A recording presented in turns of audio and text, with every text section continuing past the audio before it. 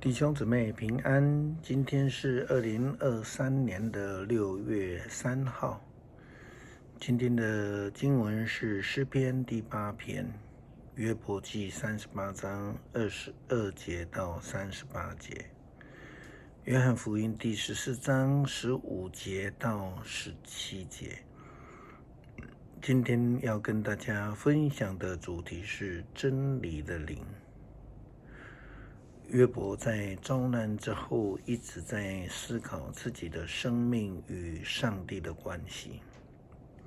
在他的朋友们的错误论点以及责难之下，他在这期间感到非常的迷惘，甚至埋怨上帝。在这2天的经文里面，我们看到了上帝对约伯所说的话。上帝提醒他，谁才是创造天地的主宰。上帝再一次的对约伯说，你进过血库或见过爆仓吗？我储藏了这些，好在降灾和战争的日子使用。你到过太阳出来的地方，或到过东风吹出来的地方吗？谁为大雨挖掘水道？谁为雷电开辟路线？谁降雨在无人居住的地方，在人烟绝迹的荒野？谁灌溉干旱之地，使土地长出青草？雨有父亲吗？露珠是谁生的呢？谁是冰的母亲？天上的霜是谁生的呢？谁使水像石头一样坚硬呢？使海面凝结成冰。你能把昂星系在一起吗？你能解开参星的带吗？你能按季节领导群星吗？你能引导大小北斗星吗？你晓得天体移动的定律吗？你能够决定地上的自然法则吗？你能向云彩发号施令吗？你能使大雨倾盆下降吗？如果你向闪电发出命令，它会到你面前说随时效劳吗？谁告诉朱鹭鸟尼罗河几时水涨？谁通知雄鸡何时下雨？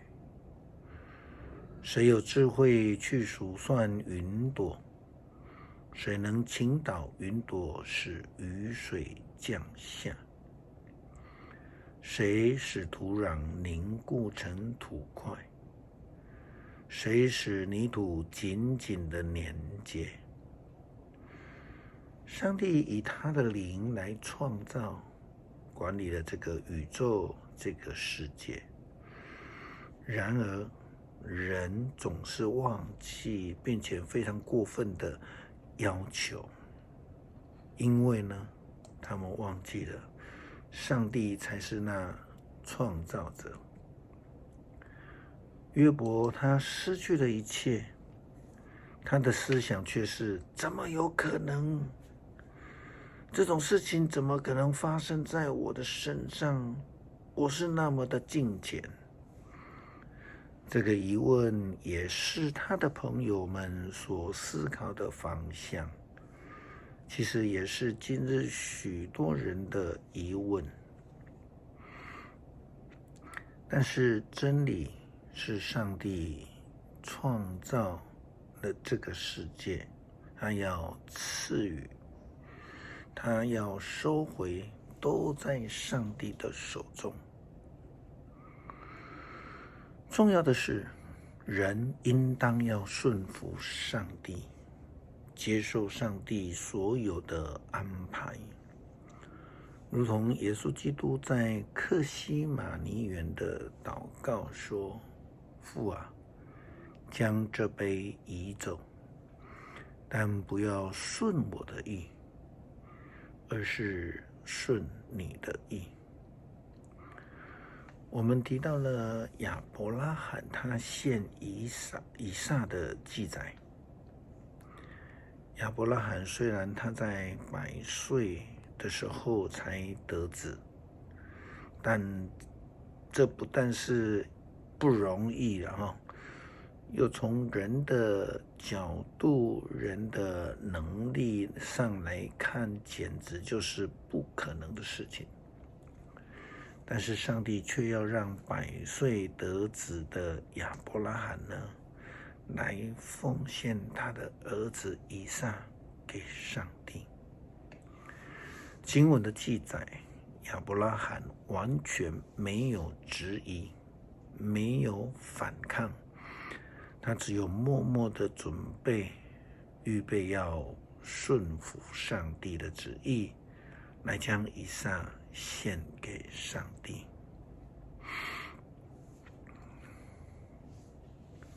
其实上帝并不是要夺走，上帝所要的是人的心，要甘心乐意的奉献，顺服圣灵的引导。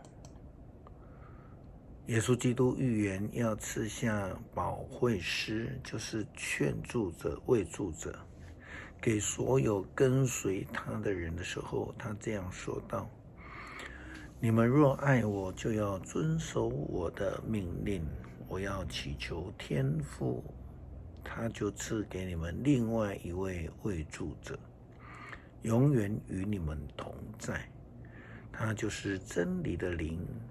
世人不能接受他，因为他们看不到他，也不认识他。但是你们认识他，因为他在你们里面生命里面常与你们同在。圣灵的工作就如同上帝的声音对着约伯说话一样，让我们明白上帝的真理，因为他是真理的灵。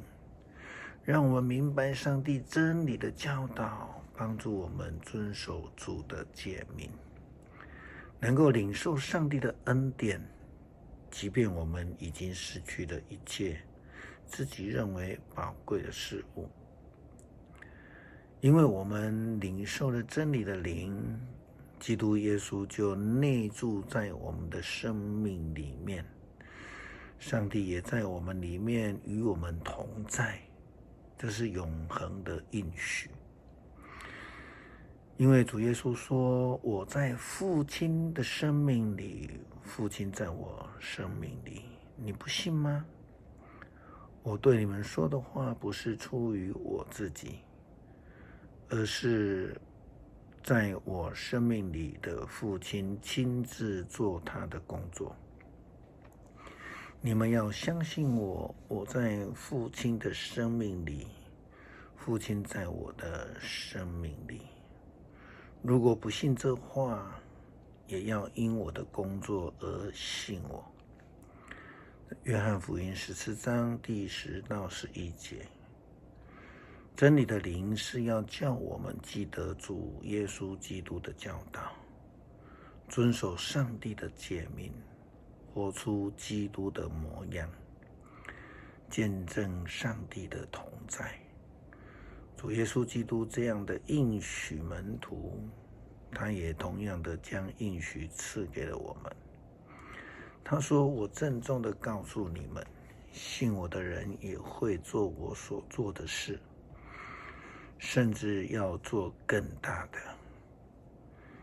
因为我到父亲那里去，你们奉我的名，无论求什么，我一定成全。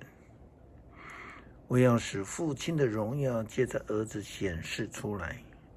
你们奉我的名，无论求什么，我一定成全。